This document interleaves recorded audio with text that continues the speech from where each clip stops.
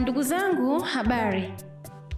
Siku ya baba imekuwa ikichukuliwa kawaida sana na walio wengi, wakiamini kwamba wenyewe pia hawahitaji elimu. Sio kweli.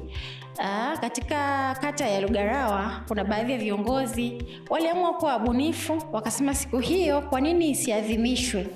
Kwa nini watu wasipate elimu ya baadhi ya mambo? Nafasi ya baba katika familia, ana majukumu gani?